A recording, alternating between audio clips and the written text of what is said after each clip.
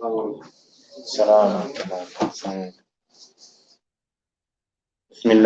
الله والحمد لله والصلاة والسلام على رسول الله. اللهم اغفر لنا ولوالدينا وللسامعين ولجميع المسلمين أجمعين. I ask Allah Azza wa Jal to make this gathering a beneficial one and to make it from those that testify for us Yawm al-Qiyamah, and to make it of benefit and to accept it from us Jalla Jalal. Who has memorized the 8th hadith?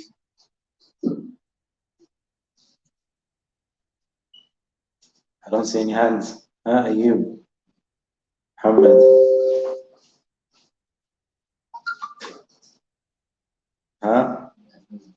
You memorize it?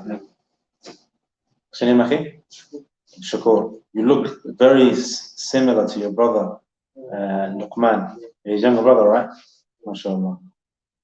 Okay, who can go on Ayub? I'm going to give you the mic.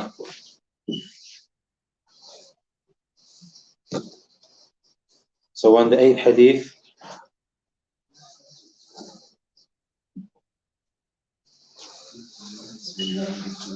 raise your voice. Get closer to you so you can hear me. بسم الله الرحمن الرحيم.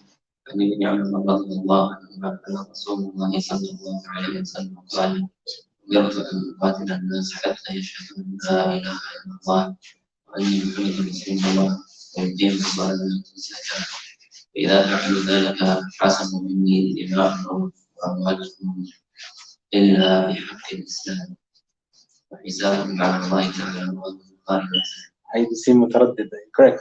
Tell me in English. What does it mean in English? Closer.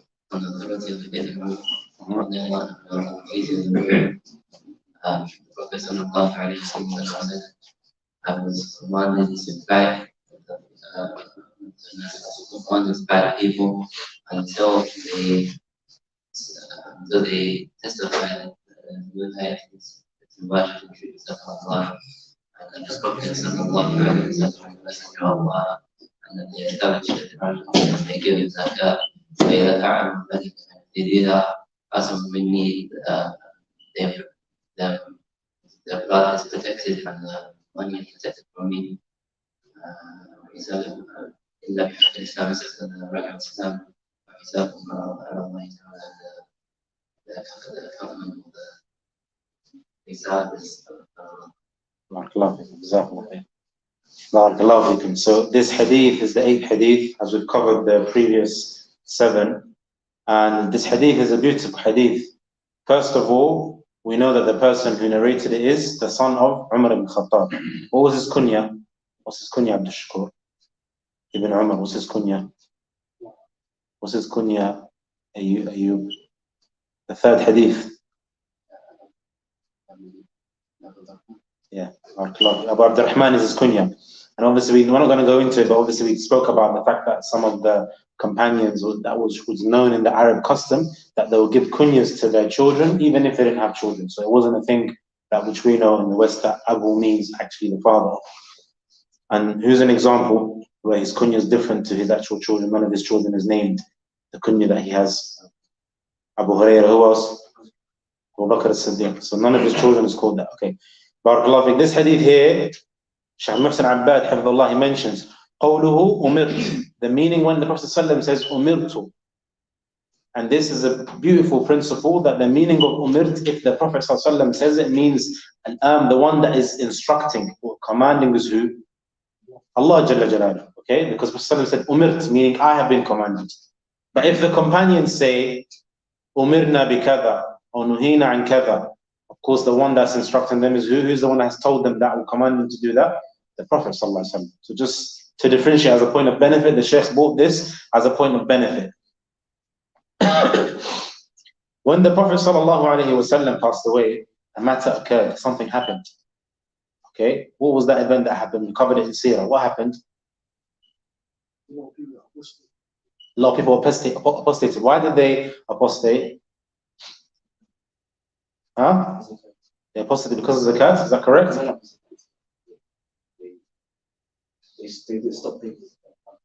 What was the reason? Does anyone know the reason why they actually stopped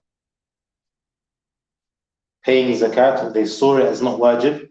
The ulama say different things, but that benefit that the Shaykh brought, he said that the reason is a lot of them thought that that was something they had to do, i.e. pay tax, is a kind of, whatever you want to call it, branch in terms of terminology. They thought that that was that which they had to do only when the Prophet ﷺ.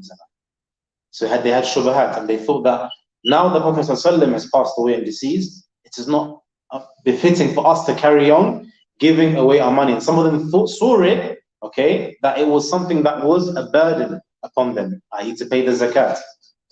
So the great event that happened was a group of them obviously had already apostated when Prophet died and what have you, but then a group of them stopped paying the zakat. They saw it as not wajib.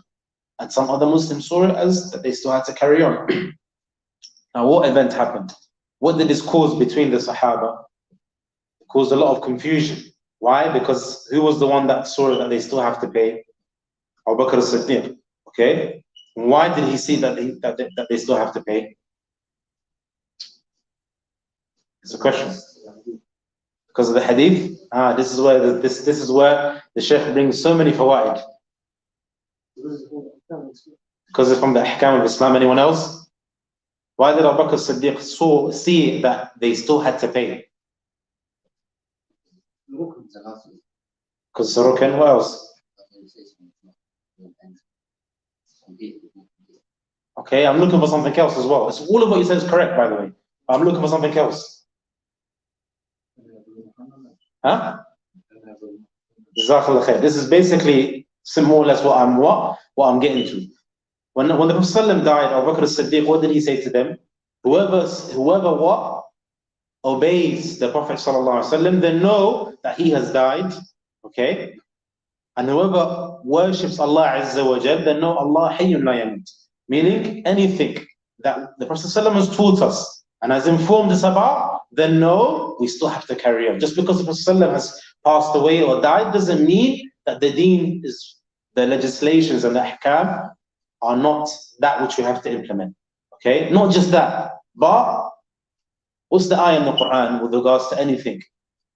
I'm giving you guys a tip with regards to if anyone, or a clue, sorry, if anyone, with regards to that which has been revealed down, legislated by Islam, Allah has commanded us to do, or the Prophet ﷺ, we don't have a say in it. What's the ayah? Barakallahu fiqh. Which surah? Barakallahu fiqh. So it is not befitting for any person here, ma kana li mu'minin, okay, meaning believer, if Allah Azza wa Jal, and this is something that's very, very crucial and key, if Allah Azza wa Jal has obeyed us, has commanded us to do something, He has instructed us to do something, the Prophet ﷺ has told us to do something, and why is it that we include also the Prophet ﷺ for those people, Quraniyun? You know, you have a sect of people that they believe just in the Quran. In terms of the Sunnah, it's something that was uttered by the Prophet ﷺ. Allah states in the Quran, وَمَا يَنْطِقُ عَنِ الْهَوَىٰ إِنْ هُوَ إِلَّا وَحْيٌ يُوحَىٰ. So of course, anything the Prophet ﷺ has informed us, it's been revealed unto him by Allah Jalla Jalaluhu. So Abu Bakr as-Siddiq, point being, Abu Bakr as-Siddiq radiallahu anhu, he saw that we have to still carry on that which we have learned from the Prophet ﷺ. We know, like the brothers, all of you said, number one, it's from the legislations, from the ahkam, from the arkan of Islam. Therefore, he saw that every single person that states they don't want to pay zakat, I'm not going to accept it from them. Another time he was Khalifa. Now who went against him, or who disagreed with him, I should say? Umar ibn Khattab. Did it get serious, or was it just a disagreement? It was a serious matter. I mean, it wasn't just something that they disagreed and that's it. It was a serious matter. Meaning Umar ibn Khattab, and it's mentioned here, he even doubted him. Okay? كيف تقاتل الناس? How can you kill the people who you say you're going to wage war against them? Okay? And put them to punishment? وقد قال رسول صلى الله عليه وسلم ما أمرت أن أقاتل الناس. But now there's a question that I'm going to ask each and every one of you. Why did they argue? Let's see which one of you is fadl, which one of you is sharp. Why did they argue? Abu Bakr as-Siddiq, he said, what did he say? Does anyone know what he said?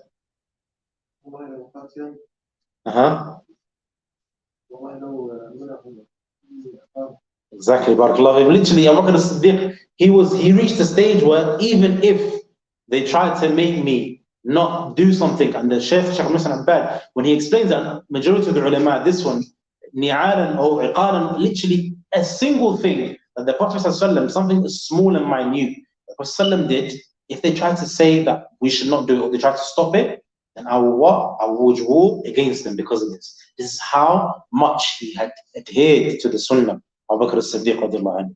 Meaning he didn't want to leave a single thing. Now, why did they argue? Why did they disagree with Abu Bakr as-Siddiq? Is saying that it's a legislation, it's ahkam, we have to do it. Umar ibn Khattab is saying, how can you do such a thing? Why? What was Umar ibn Khattab's argument? Does anyone know? Meaning his argument was the fact that they've entered Islam with the Shahadatain. That's more than enough. How can you do such a thing? So Umar ibn Khattab saw Abu Bakr as-Siddiq with regards to this specific viewpoint as extreme. Okay, that's how he saw him with regards to this viewpoint. Abu Bakr as-Siddiq, no, he had his evidence. Now tell me, the question goes back, why is it that they argued? Okay, but I want something beyond that. Why did they argue?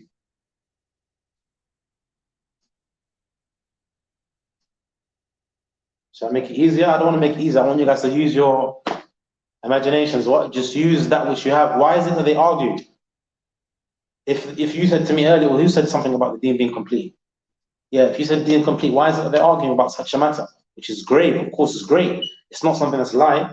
It's paying zakat. It's from the arkan of what? Of Islam. Why is it that they argued? Nope. In the spirit. Nope. Why did they argue? What was the reason that they argued? If you're saying to me that the deen is complete, so tell me, why is it that they argued? The answer is literally within your own, you can see the answer basically, or if you know the hadith, you've read the hadith. It's within the hadith in itself. Think about it. I'm giving away clues. They used to. So why did they? Yeah, why? Why is it that they argued about such a matter? Why is it that they didn't agree? Was the hadith? The Qawm Salah, Ismat al-Dima is stipulated with the. No. The Qawm Salah. No. No. Why is it that they disagreed with each other with regards to this matter? Think about it. Why did they disagree? What was the reason?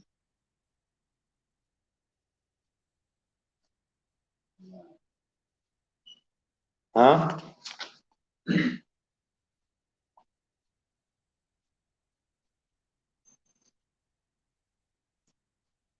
I'm waiting for the answer, Ikhwani.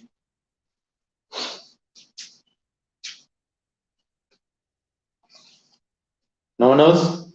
Okay, the reason is within itself. Who's the narrator of the hadith? Ibn Umar. So what does that mean? The Shaykh he mentions here, and it's a beautiful, beautiful, beautiful benefit. He said that at the time, Abu Bakr as-Siddiq did not know this specific hadith. Does that make sense? Abu Bakr as-Siddiq at the time did not know this hadith. And the Shaykh he brought kalam from Hafiz ibn Hajar, rahimahullah, fil Fath al-Bari, explaining, because this hadith is reported in Bukhari and Muslim. So the Shaykh Muhsin al-Bad, he states, he said that, and it's not something that you should be thinking, how can it be such a thing? Because of the fact that many ahadith were reported or narrated from the Asaghir al-Sahaba, that the Akabir, that the younger companions knew, who were in the majlis, or were with the Prophet ﷺ, and they heard this hadith, and the older Sahaba may have not been present or weren't there. So this is from the examples. The Shaykh Ibn said this is from the examples that the narrators who Abdullah ibn Umar, the son of Umar. So let's say, the Shaykh said, let's say he had known this, and he would have, of course, informed his father, okay, at the time when they were arguing. But the Shaykh said that maybe it could be that Abdullah himself wasn't there when they were quarreling and arguing, and he did not inform his father at the time, and therefore both of them were arguing because of the fact that they did not know, specifically Abu Bakr as-Siddiq. So the Shaykh said that, explaining this hadith, he said, لا يلزم من كون الحديث المذكور عند ابن عمر أن يكون استحضره في تلك الحالة. That literally with regards to Ibn Umar, let's say he knew at the time, and he was there, let's say for argument's sake, it's not a condition or a must that he remembered it at the time. And then the Shaykh, he goes on to mention so many benefits, but he says, and he states that from the benefits of this is to know that because of the fact that someone knows a hadith and someone else doesn't, from the companions, specifically talking about the older ones, it's not aib, or it's not something that one should be shocked about. Because of the fact that many of the younger companions narrated some hadith that the older companions weren't present or weren't there or didn't know about. And then the Shaykh gave an example. He said, so same as with regards to knowledge, one shouldn't be shocked if someone younger knows something with regards to a knowledge, the ahkam of the Sharia, and someone older may not know that specific ahkam or legislation or hadith or whatever. So from this we derive benefits that, and this is something that I'm saying it because it affects the West specifically. Just because someone is 40 years senior to a younger person, or someone has been around in this dunya for a longer time, it doesn't mean that he has and he attains all of the knowledge with regards to this deen.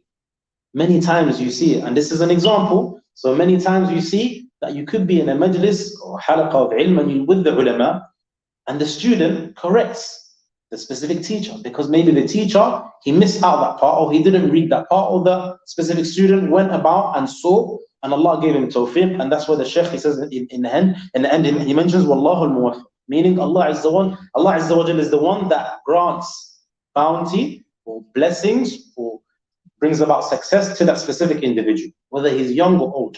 But here in the West we have this thing where we look towards the person that's older. It's not the case. In this is an example. Abdullah ibn Umar knew the hadith, Abu Bakr as-Siddiq, and the Shaykh said, had he had known this hadith, then of course things wouldn't have gone about differently, meaning Abu Bakr as-Siddiq and Umar arguing would have gone about differently. But of course we know that the haqq was with Abu Bakr as-Siddiq. Because in the end, what does Umar mention in the end? He says that I disagreed with Abu Bakr as-Siddiq until I saw that Allah opened up my heart and I saw that the haqq was فَعَرَفْتُ أَنَّهُ الْحَقِّ, meaning that I knew that the haqq, the truth, was with Abu Bakr as-Siddiq in that which he did. But that's the point of benefit, ikhwani, that there is no age with regards to knowledge. Someone is not going to have more knowledge than someone else just because of their age, or other way around. So, explaining the hadith, that the Prophet ﷺ says, أُمِرْتُ أَنْ أُقَاتِلَ النَّاسِ, okay? We know the meaning of that. And what's the reason? Because of the fact that in the time of Ahd al-Nabi ﷺ, in his time, it was known that he, sallallahu alayhi wasallam, even in terms of when he would tell his jaysh, some of the saraya that he had, some of the little small battles that he had, when he wasn't present, he would tell them to go and he would inform them, call them to Islam, give them da'wah, speak to them verbally, okay, call them to Islam, try and bring them in, advise them. And of course, if they disagree, then, and this is of course a matter of war, specifically only for war, if they don't agree with you, then you take it to the next stage.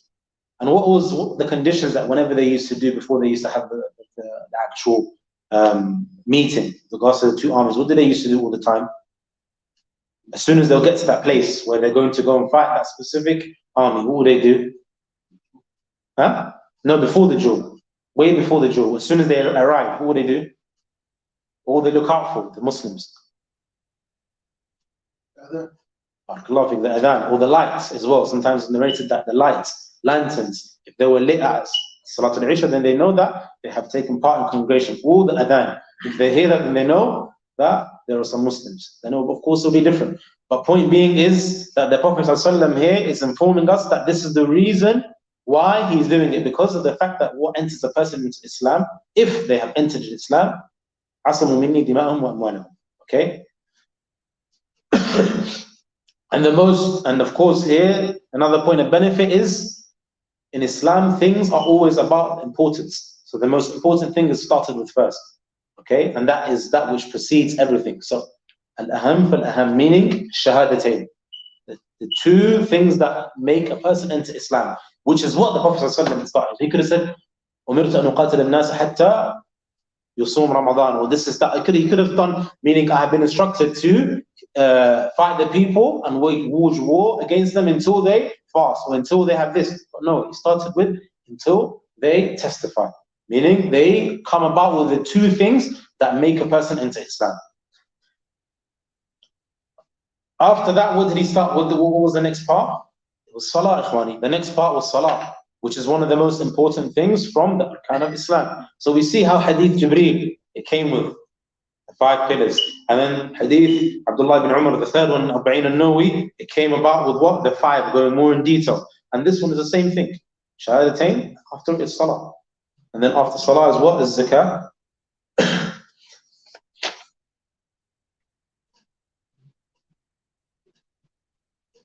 From the things, Ikhwani, that is allowed also, with regards to a Muslim and a non-Muslim, we're not going to delve into it, is a Muslim man is allowed to marry a non-Muslim woman from the people of Ahlul Kitab if she establishes that specific religion, and if she is practicing. Not just anyone that you see on the street, as many people believe, oh no, she's not a Muslim, she's a Christian. No, they have to establish, be practicing. That's the conditions, and the conditions go into further detail, but that is a point of benefit that the Shaykh brought regarding it's allowed, but the opposite is not allowed. What's the reason? Why is it allowed for a Muslim man to marry people, Christian or Jew or what have you, but the opposite is not allowed for a Muslim woman to marry a non-Muslim man? What's the reason? Muhammad, right? Yusuf. What's the reason? The man's only the head of the house. Barakallahu feekum. Okay, the man is the one in charge, the one that is the Amir, the leader of the house. So if it's the opposite, then of course there is, fear that those children or those offsprings will be brought up upon other than the religion of Islam. Okay, Ikhwani, in terms of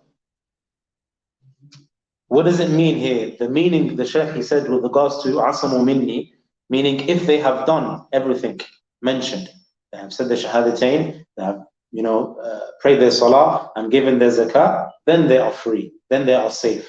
Okay, so those are the conditions that they have to do. And that's the meaning of this hadith of the Prophet ﷺ when he says, Asamu minni dima'ahum wa amwalahum. Okay?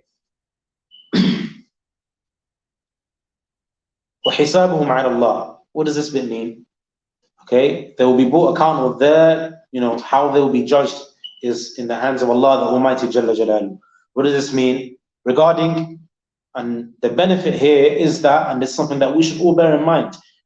Of course, as Muslims, we said that Islam is a'mal al-zahir, okay?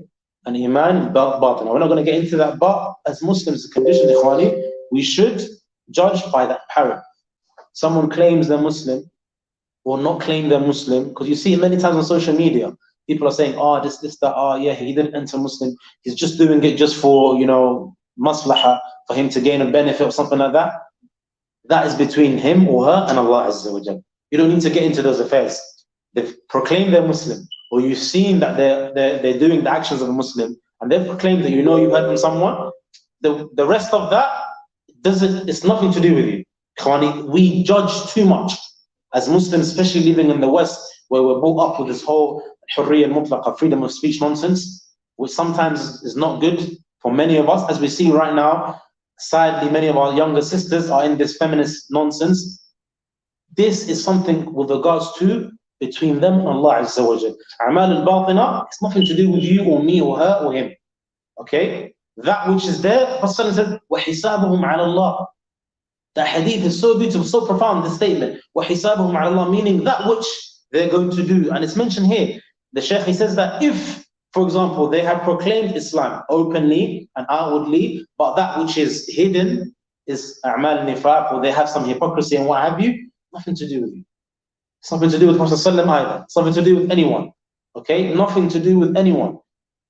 An example, Ikhwani, the Prophet ﷺ, when he was informed about the munafiqun, did he go and wage war against them?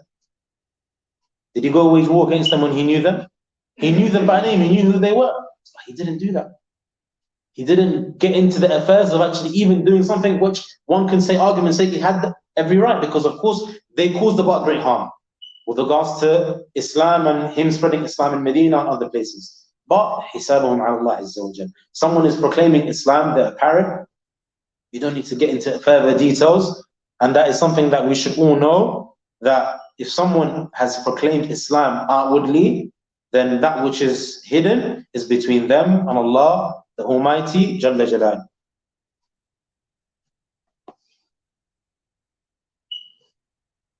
Also, Ikhwani, a point of benefit, going back to the first point in terms of that which the smallest or the younger companions knew, the older didn't. There's a story, I'm pretty sure many of you know of it, where Abdullah ibn Umar, and it's mentioned more than once, where he knew of something and his father was with him, and it just shows the respect that they had and the ihtiram.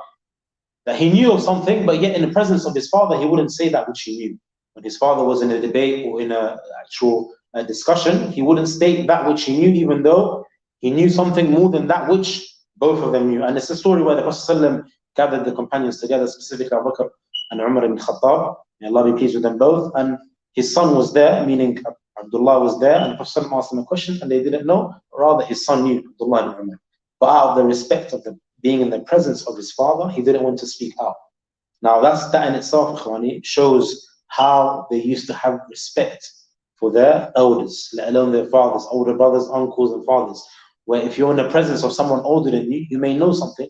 We're not saying it's not allowed for you to do so. Out of respect, let's say you're in a gathering and your father is there, out of respect, it is seen as, shameful for you to speak above or speak beyond your father's knowledge in the presence of elders. Especially when your father is surrounded, or your uncle, your brother, or what have your mother surrounded with others that are, they look up to him or they respect him and they have that same age range and you're younger. That's why it's known, it's the Arab saying that, which meaning in English, not everything you know should be said. Sometimes you know something, but it doesn't necessitate that you have to utter that which you know. So that I think is something that we should all bear in mind.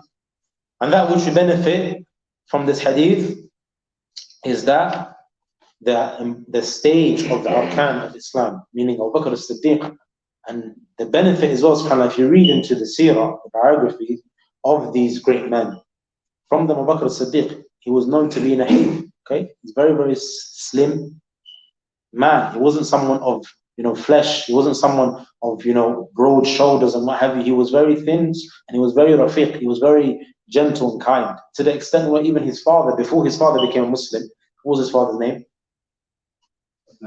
Huh? What was his name?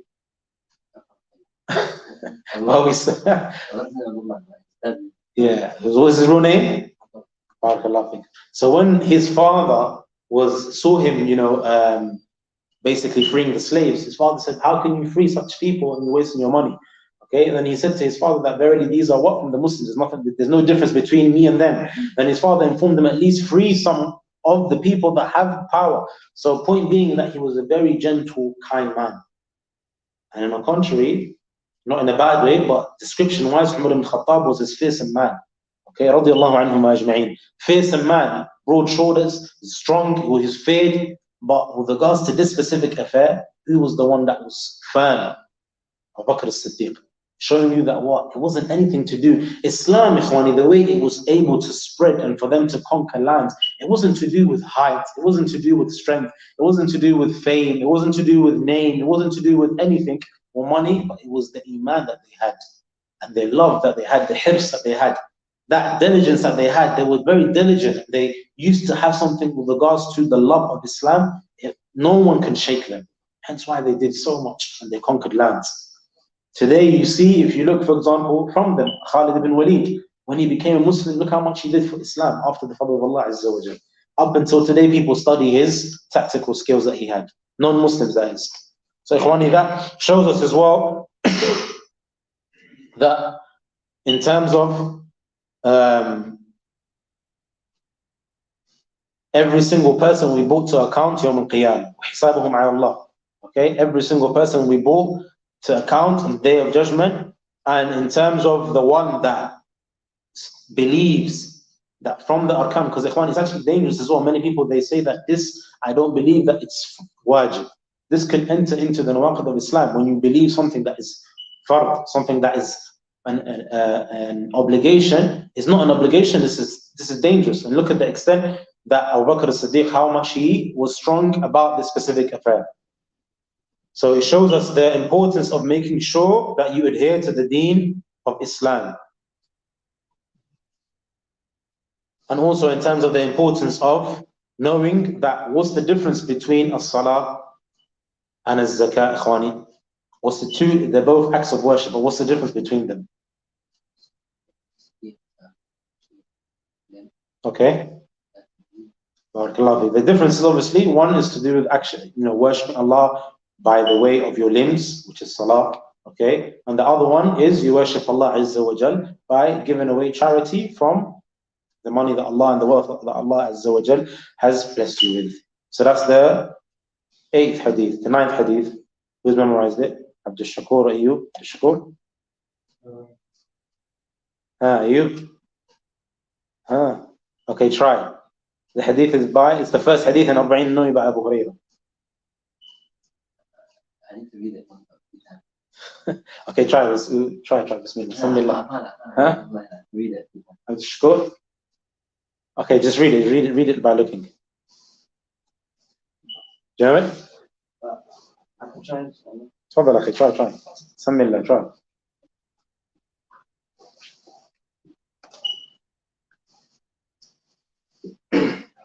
بسم الله الرحمن الرحيم. عن أبي هريرة رضي الله عنه قال رسول الله صلى الله عليه وسلم قال سمعت رسول الله صلى الله عليه وسلم يقول ما نهيتكم عنه فاجتنبوه وما أمرتكم به فأتوا به ما استطعتم إنما أهلك الذين من قبلكم كثرة مسائل واختلافهم عن أنبيائهم. No, it's correct. But who reported it? رواه مسلم. متفق عليه. بارك الله فيكم. So this hadith is a great hadith. What's the meaning in English?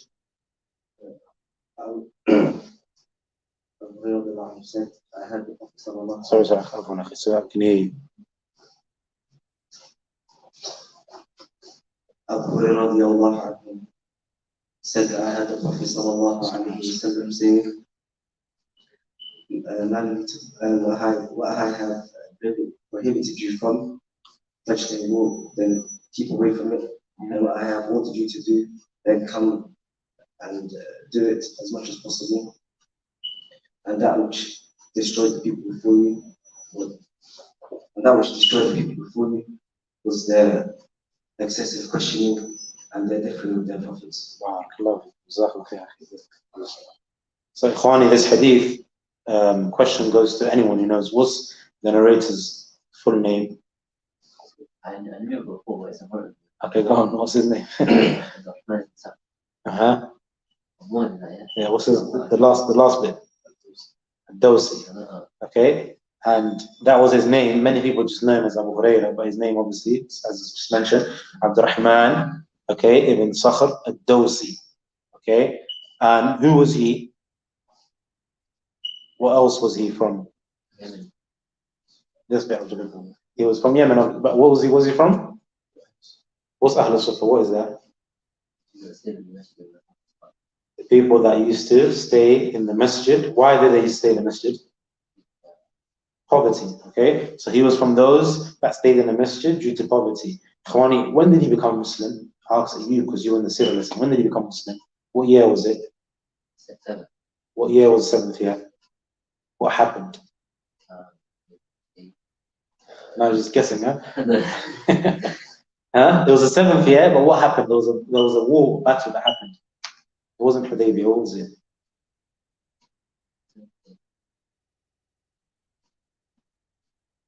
I can tell you didn't do a revision, huh? Khaybar. The Battle of Khaybar. That's when, of course, the Prophet ﷺ was about to leave actually at the time, and we mentioned it anyway, but that's the year that Abu Hurairah, the reason I mention it is because of what I'm going to say after. Abu Hurairah became Muslim the 7th year, which is quite late, because when the Prophet ﷺ died, what year did he die? So that's quite late. It's not, he didn't come, it wasn't early, but yet he's what? He's from those that memorize the most hadith from the Prophet ﷺ. How many of those, when the ulama mentioned them, like Imam Suyuti rahimahullah, the ulama mentioned people of hadith that narrated the most hadith, how many are they in number? 7. Abdul Shakur. Who's the first one? Who's the most? We're not in order, but just generally.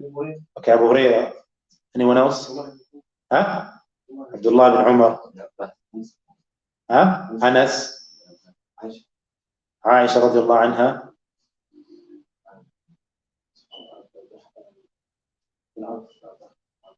No. Okay, we're saying so many, but I want specific 7 that Imam Suyuti mentioned. Okay, yes. Oh, you said that earlier. Sorry, I'm sorry. Sorry. Okay, that's how many we got? 5, yeah? No. Well, there's depends which one you're taking from, but specific 7. So 6 of them were men, and 1 of them was. So Aisha, we mentioned Aisha. Okay, again, Abu Hurairah, Abdullah ibn Umar. Okay, Aisha radiallahu anha, Anas. Okay, has 6. Jabir as well.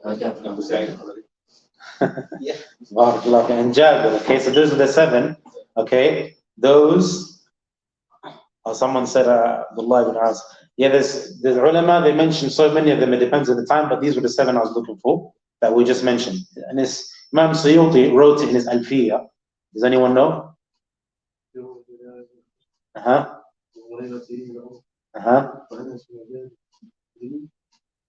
البحر كالخضري وجابر وزوجة النبي. So that's the line of poetry that Imam Suyuti rahimahullah mentions with regards to the mukthirun, those that memorize the most ahadith. So showing you, Ikhwani, Aisha radiallahu anha was also from those that memorized the most. Okay, now Ikhwani, the question is, why is it that despite the fact that Abu Hurairah, out of those that we mentioned, more or less he was we say the last or from the last that entered Islam, but yet he was the one that came first in memorizing the most ahadith. So he was akthar mulazim in Nabi sallallahu alaihi wasallam. Okay, the one that used to literally always, as the brother gave example, literally clinging on to the Prophet sallallahu alaihi wasallam. Okay, he used to always be, and when he was asked, does anyone know the story when he was asked? What did he say when he was asked? How come you memorize all these ahadith? What did he say? But what did he specify? He said that the people of the Ansar used to be busy in their business and whatnot. The Muhajirun were busy with other affairs, and I would always be with the Prophet sallallahu alaihi wasallam. Meaning, even if he said that I would leave off food and drink. Okay, like it wasn't something that was aham for him. It wasn't important or the most important thing for him to drink and satisfy his tummy. It wasn't something that was important for him, but rather what was more important? Getting that knowledge, benefiting from the Prophet sallallahu alaihi wasallam, radiyallahu anhu. We know, Ikhwani, that this hadith is very, very important. Okay, with regards to that which, and a point of benefit, Ikhwani, try and write it down or memorize it or remember it, that the ulama, they differentiate leaving something off and doing something. Which one is easier? Because the hadith mentions, مَا نُهِيتُكُمْ عَنْهُ فَاجْتَنِبُوا. Okay, that which I have prohibited you and informed you, abstain from it. That which I've told you that's not halal, it's not allowed, it's haram, فَاجْتَنِبُوا. Okay, وَمَا أُمِرْتُكُمْ. Okay, عَنْهُ فَأْتُوا مِنْهُ مَا اسْتَطَعْتُمْ. Okay, that which I have informed you and told you to do and ordered you and commanded you to do, the Prophet ﷺ didn't say فَأْتُوا مِنْ and just stop there. He didn't say just come about with it or do it. مَا اسْتَطَعْتُمْ, that which you can, that which you're capable, the taqa. Allah Azza wa Jalla in the Quran, لَا يُكَلِّفُ اللَّهُ نَفْسًا إِلَّا وَسْعَهَا. Allah doesn't burden a soul more than it can burden, more than it can bear, more than it can take. So it's mentioned مَا اسْتَطَعْتُمْ. Now, explaining this hadith, the Shaykh brought beautiful benefit, beautiful. But before I tell you, explain to me which one is easier. Do it leaving haram or doing something good? Which one is easier? Or forget, okay, let's not say haram. Leaving something off and doing something, which one is easier? Why is it leaving something off? Barakallahu fik, you're correct. Why is it leaving something off is easier? It's more or less, in a nutshell, that's exactly what the brother Yusuf said. Leaving something, for example, if I said to you, look, there's 2 doors, don't enter from the doors. You can do it. Okay, Yusuf, I've got a chair here, it weighs 50 kg. Can you bring it down for me? One of them, maybe you can because you've got the strength, maybe you can't. There's a possibility that you can do it, and there's a possibility you can't do it. As for leaving something off, forget about desires or haram. I'm saying, generally speaking, leaving off, entering the door, you don't have to do much to actually leave off that which I told you to do, which is don't enter from the door. this specific fruit in front of you, don't eat it. It's very simple. Just don't eat it. You don't have to do an action. But the Shaykh says, as for doing something, then the people, yatafawatun, people are different levels with regards to doing. Now, when it talks about doing halal, for example, in terms of praying salah, it's very simple, right? You pray 5 times a day. But how many struggle with doing that? Okay, and then the Shaykh, he brought beautiful fawaid. He said, for example, praying salah. Some people are able to pray salah the way the Prophet instructed, by praying standing. Some people have illnesses, they can't stand, they can only pray sitting. So that now it comes to capabilities, the qudra, the ability to be able to do it. Some people can only pray sitting down. Some people can only pray lying down. Some people can only pray with, moving a finger, and then so on and so forth. So this now goes to the ability of the person. Okay, doing Hajj is something that you should do, or we should do as Muslims, but what does the Hadith say? In istata'at. Okay, if you are able to do Hajj, because not everyone can pay or afford to go Hajj financially. Maybe they can afford it financially, but they can't go physically because of their health, and so on and so forth. So once again, point being that the Shaykh, he said here, Shaykh Muslim that doing something is, generally speaking, harder. And not just that, Ikhwani, think about it. Praying salah 5 times a day, but keeping it consistent from when you are a young child, when your parents told you to do so. Maybe you do it out of just doing it for your parents' sake. Then now you've gone over to the age of 10 to 15, just before the age of puberty. Now it becomes something that you have to like it as a child. Then going from 15 into the early age of being an adult, it has to become a habit now. Did you start it? Did you like to do it? Were you forced to do it? Is it something that you enjoy? Is there a reason for you? Do you even understand the reward you get in doing that salah or the act of worship? All of these things come about to play. And not just that, but who's around you? Is the environment around you? Is the society affecting you being able to carry out the act of worship? Is it because now you've gone into the age of 20 and above, now you're working, so your workforce that you're in maybe stops you or makes it difficult? Do you have the characteristic to project the fact that you need to pray salah no matter what? All of these things come back to play. Then now you have children, Allah has blessed you with children, so you become busy with your own children. The fact that you love them and you forget to even pray salah because you're too engulfed in trying to play with them and have fun with them. You're married as well. All of these things, Ikhwani, come about to play. So it all goes back down to capability. And Ikhwani, a beautiful benefit that Shaykh Abdul Razak Hafidhahullah mentions, and it's a benefit from Imam Marwazi Rahimahullah, where he mentions that in English meaning, that each and every single time, كلما كان العبد أعرف بالله عز وجل كان أخوف. Each and every single time, a servant of Allah knows more about Allah Azza wa Jal, and the more they're going to fear Allah. But what does that do though? فَقَدُ الشَّيْء لَا يُعْطِي. Someone that, if you're bankrupt, you can't give anything. If you don't have anything, you can't give anything. If you don't know anything about Allah Azza wa Jal and this beautiful deen, you're not going to have that drive. You know how people say when they play sports, I've got this drive when I drink a specific drink. People that go to the gym, they say, I've got this drive when I have the protein shake. I've got this drive on, these kuffar or people that indulge in haram, when they say, I've got this drive when I go on stage and perform. Whatever it may be, I've got this drive when I've had my coffee. When I have my coffee, I can't function until I have my coffee. Whatever the saying is, when you get that drive, what's going to give you that drive? It's the ilm. The more knowledge you have about your Lord, Jalla Jalaluhu, the more knowledge you have about the salah and the thawab and the benefits. And if you want to go deeper, the scientific benefits as well, the health benefits of praying salah. Allah, if you want to just look into it when you have time. Scientists now are studying our religion that the Prophet told us about 1400 years ago. Allahu Akbar. Look how ajib that is. Just now they're discovering a simple example in terms of fiqh. They discovered in terms of, the fact that it says that سبع مرات أولهن بالتراب. When the saliva of a dog touches someone, that you have to wash 7 times, and the last one being, or the first one, different narrations, being from dirt or from sand.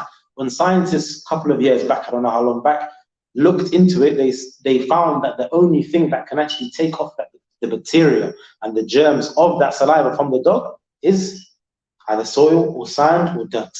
And that Prophet told us what? 1400 years ago. And you know, we can sit here for time and time talking about scientific evidences, as they like to say, about our beautiful religion, but that's not something even needed, because when the Prophet Ma amarna bi shay'in illa kan khayran. There's nothing the Prophet told us except that it's good for us. And of course we know that it's a wahi from Allah Azza wa Jal. Point being, ikhwani, the more you have the knowledge of that specific action that you're doing, as-salah, ladha, it should be something that you enjoy when you pray salah, when you listen to Quran. But people say, but the less understanding you have of the ayat of Allah Azza wa Jal, then the less enjoyable it's going to be for you. So that's why ilm is important for you to be able to have the understanding. The more you have, and the more it's going to be enjoyable, the more it's going to be easy. So here, ikhwani, the Shaykh, we drifted off there. The Shaykh is mentioned and he said that regarding doing something, it's easier than, doing something is harder than leaving something off. And the Shaykh, he went on to mention and he said, regarding the fact that you've been told to do something. If the Prophet ﷺ told you to do something, and earlier we mentioned the ayah that it's not for what? مَا كَانَ لِمُؤْمِنٍ وَلَا مُؤْمِنَةٍ, the ayah. That it's not for anyone to choose. And that's why, ikhwani, the deen is nothing to do with ara. It's not about opinions. My opinion, who am I to have an opinion about anything to do with Islam? Who are you? Who is she? Who are they? Islam is not a religion for you or me to choose what's correct and not correct. It's complete. اليوم أكملت لكم دينكم وأتممت عليكم نعمتي ورضيت لكم الإسلام دينا. خلاص انتهى الأمر. It's done. Your opinion, unfortunately, we don't follow your opinion, whoever you may be. We follow قال الله قال الرسول from the understanding of the Sahaba.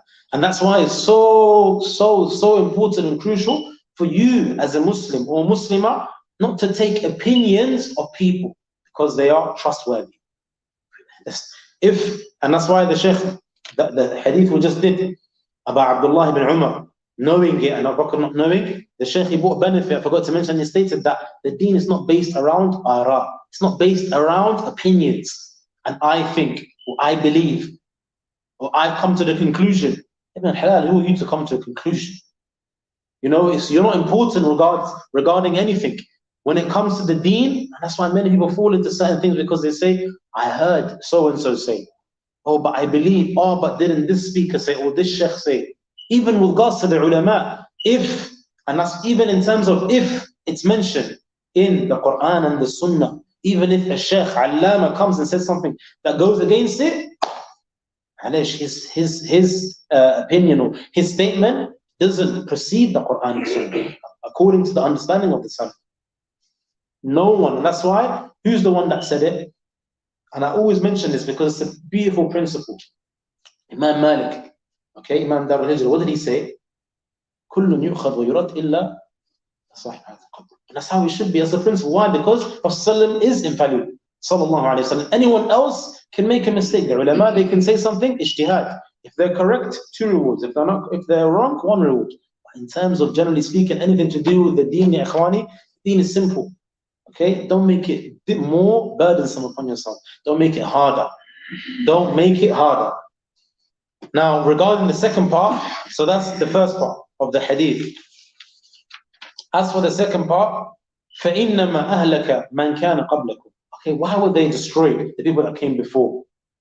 Because of the fact that they used to indulge themselves. They used to get involved in certain things. They used to literally just dive into affairs that didn't concern them. And it was because of this. The Prophet ﷺ says, خطب, and here it's mentioned, Abu Hurairah radiallahu anhu, it's mentioned, خطبنا Rasulullah ﷺ. The Prophet ﷺ gave us an admonition. He stood in front of us and gave us a reminder. فقال أيها الناس, O people, قد فرض الله عليكم الحج فحجوا. Allah Azza wa Jal has instructed and commanded you to perform Hajj, so make sure you perform Hajj. فقال رجل, a man said, أكل عام يا رسول الله? Do you have to do it every single year, O Messenger of Allah? فسكت النبي صلى الله عليه وسلم. He remained silent. حتى قالها ثلاثا, until the man said it 3 times. And then the Prophet ﷺ said, فقال رسول صلى الله عليه وسلم لو قلت نعم لوجبت ولما استطعت. Literally, the Prophet ﷺ said that if I did say yes, and you're not able to, then it would have been something that was, it would have been a burden upon you. And this hadith, the Shaykh says, was explaining this hadith that we're doing right now, meaning فإنما أهلك من كان قبلكم كثرة سؤالهم على الأنبياء واختلافهم على الأنبياء. كثرة سؤالهم, okay, واختلافهم على أنبيائهم. And this was something that was done previously. So the Shaykh, he brought this hadith to explain it, that let's say the Prophet said yes, then he would have done something, and he said yes, it would have been difficult upon the people. Meaning, certain affairs you don't need to dive into and ask, because it will bring about ambiguities, it will bring about doubts into your brain. Just like it's known, it's a qa'idah in terms of aqeedah, the ulama, they mention anything related to stuff that is ilm al-ghayb, we don't know, stuff that it's not mentioned in the Quran or Sunnah, you don't need to delve into it and ask and build your deen around it. If it's been left, it's for a reason, for our own benefit. It wasn't going to benefit us, and it won't benefit us if the Prophet didn't inform us about it. Simple, very simple. Otherwise, he would have told us, because he didn't leave anything. The Prophet ﷺ. What's an example? Act of worship that he didn't make it every single day, every single night. Huh? Something you're close. An act of worship that he didn't do it with the congregation every single night. Who was the reason? Be difficult upon the people, and they were going to take it as wajib, and it's not. Just giving you an example. So here, ikhwani, it's mentioned that that's why وكان الإمام أحمد كثيرا إذا سئل عن شيء. Imam Ahmad, when he'll be asked about certain affairs, okay, من المسائل, and these are affairs that have just been brought about, meaning someone's mentioned them, someone's mentioned it in his class or what have you, he's mentioned a different mas'ala, a different topic, he would draw, he wouldn't respond to them.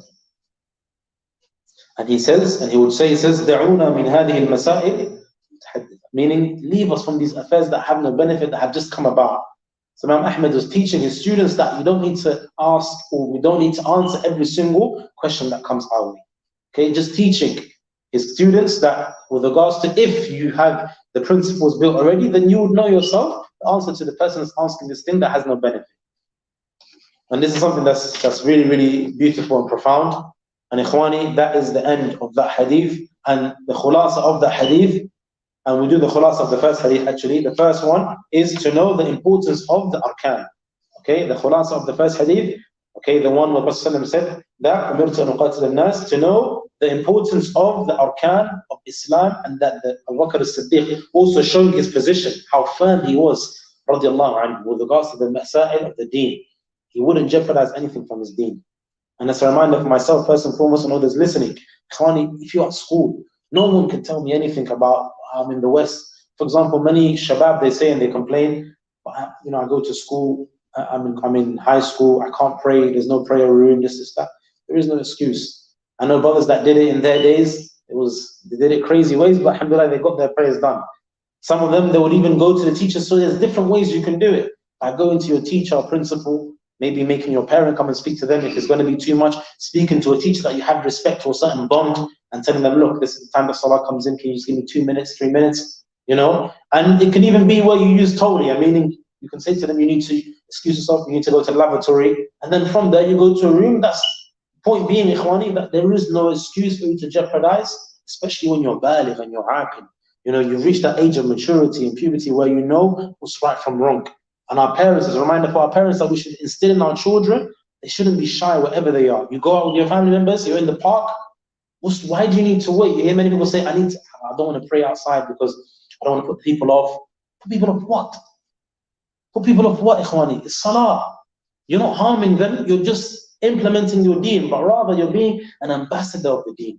We're not saying pray in the middle of the street and cause about commotion or what have you. We're not saying go to somewhere, to the parliament and pray in front of 10 Downing Street. But ikhwani, it's very simple. You're in the park with your family members, time for salah has come in, you don't know whether you're going to make it back to your house. Or then you want to die upon doing that salah, dhuhr or asr or maghrib, whatever it may be, you should always try your best. This example, this hadith here, where Abu Bakr as-Siddiq has stood firm, should be an example for us, that when it comes to certain affairs, and it's very simple, everyone now knows about Islam, about salah, you go to school, workforces, whatever.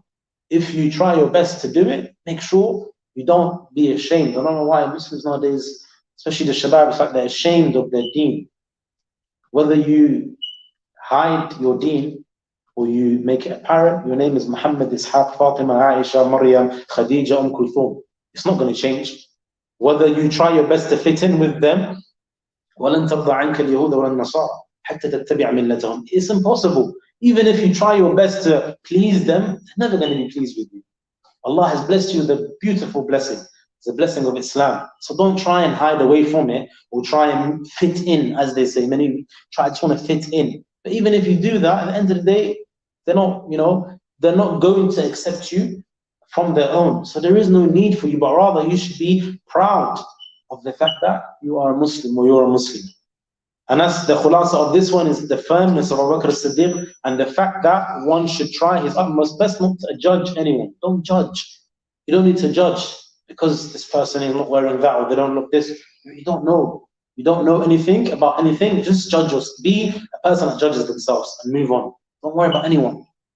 The khulasa of this last hadith, and we'll end there inshallah, is that anything that Prophet ﷺ has informed us to do, we should try our best to do it. Because why? It's khair for us. And anything that he has prohibited us to do, then know that it's khair for you, and that is something that you should always bear in mind.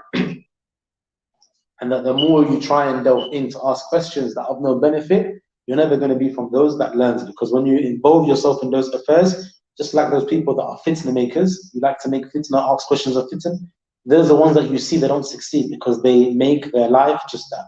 So ikhwani, point being is try your best to make sure that whatever you do something ihrisu ala ma yanfa'ukum. Try your best to do something that is going to benefit you in the long run. Subhanakallahumma bihamdika ashhadu an la ilaha illa anta astaghfiruka wa atubu ilayk.